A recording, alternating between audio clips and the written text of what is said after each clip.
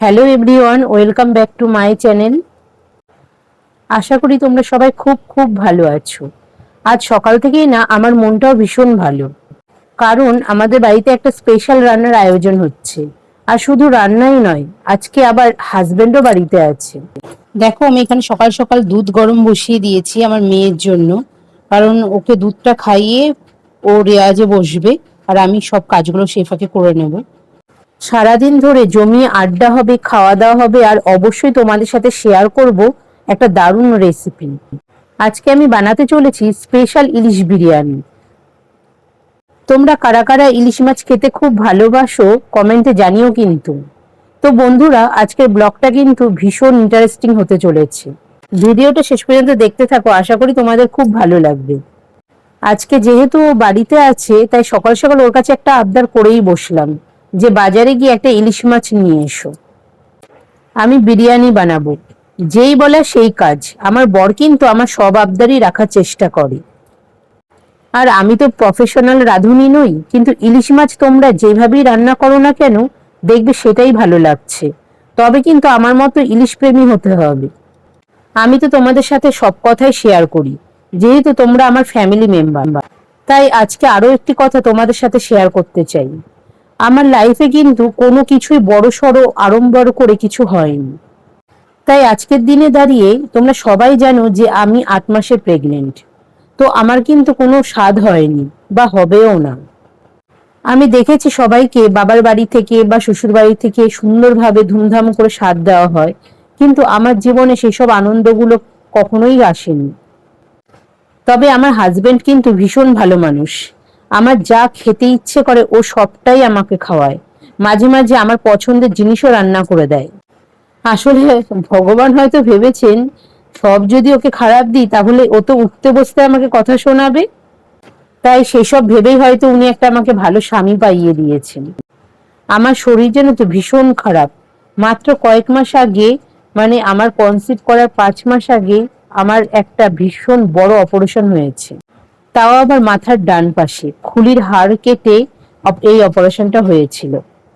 আমি কিন্তু পুরোপুরি সুস্থ হয়ে উঠতে পারিনি। এখনো আমার মাথার ডান দিকে যন্ত্রণা করে, ব্যথা করে। আর তার মধ্যেই আমি কনসিভ করে যাই। তোমরা হয়তো ভাবছো এত রিস্ক নিয়ে বাচ্চাটা নেওয়ার কি দরকার ছিল। অ্যাকচুয়ালি বাচ্চাটা আমি কোনো আনন্দ করে নিইনি, কিছু কিছু মানুষের কথা শুনে নিয়েছি, জানো তো।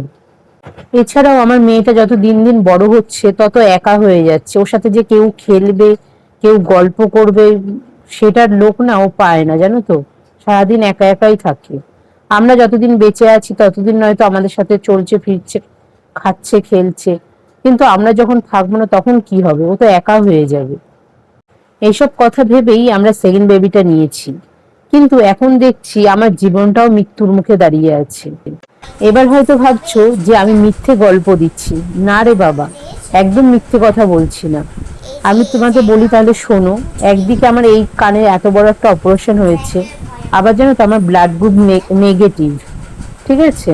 তারপরে রক্তে হিমোগ্লোবিনের মাত্রা ভীষণ কম, প্রেশার ভীষণ লো, আর তার সাথে আগে 2খানা মিসক্যারেজ তো আছেই। ডাক্তার কি বলেছে জানো তো? হাই রিস্ক মা বললেও কম বলা হবে, তার থেকেও নাকি বেশি রিস্ক আছে আমার। আজকের দিনে দাঁড়িয়ে শুধু একটা কথা ভেবেই আমার 2 চোখ দিয়ে জল চলে আসে। সেটা কি জানো তো? আমার মেয়েকে আর একটা খেলার পার্টনার দিতে গিয়ে ওকে ওকে মা হারা করে দেব না তো। ও না আমায় খুব ভালোবাসে, জানো তো। 1 সেকেন্ডের জন্য ও আমাকে ছাড়া থাকতে পারে না। ভবিষ্যতে এমন দিন আসবে না তো যে ওকে আমাকে ছাড়া থাকতে হবে? তাহলে যে আমি মরে গিয়েও শান্তি পাবো না। ও যে আমার জীবন, ওকে ছাড়া যে আমি কিছুই ভাবতে পারি না। এই যে তোমাদেরকে আমি এতগুলো কথা বলছি, এই ভয়েসটা দিতে গিয়ে আমি প্রচুর কেঁদেছি, জানো তো। এখন আর কারোর সাথে কথা বলতে ভালো লাগে না। কেউ ফোন করলে না ভীষণ বিরক্ত হয়ে যাই। একা থাকতে বেশি ভালো লাগে। আর সারাদিন মনমরা হয়ে এইসব কথাই ভাবতে থাকি। তো যাই হোক বন্ধুরা, তোমাদেরকে অনেক কথাই আজকে শেয়ার করলাম। আর আমার মাথার ঠিক কি অপারেশন হয়েছিল সেটাও জানতে চাইলে পর আমাকে জানিও। আমি অবশ্য অন্য কোনো ভিডিওতে তোমাদের সাথে সেটা শেয়ার করব। আজ যেহেতু উল্টো রথ, তাই আমার মেয়ে ভীষণ বায়না করছে ওকে একটু ঘুরতে নিয়ে যাওয়ার জন্য। ওকে যে রথটা আমি বানিয়ে দিয়েছিলাম সেটা কিন্তু নিয়ে ও বিকেলবেলা খুব মজা করেছে। তো এখন আমরা যাচ্ছি রথের মেলা দেখতে। আজকের ভিডিওটা এই পর্যন্তই রাখছি। ভালো লাগলে লাইক, কমেন্ট, শেয়ার এবং সাবস্ক্রাইব করে দেবে। আর পরবর্তী ভিডিও নোটিফিকেশন পেতে পাশে থাকা বেল আইকনটি প্রেস করে দেবে। ততক্ষণ সবাই ভালো থাকবে, সুস্থ থাকবে। নমস্কার।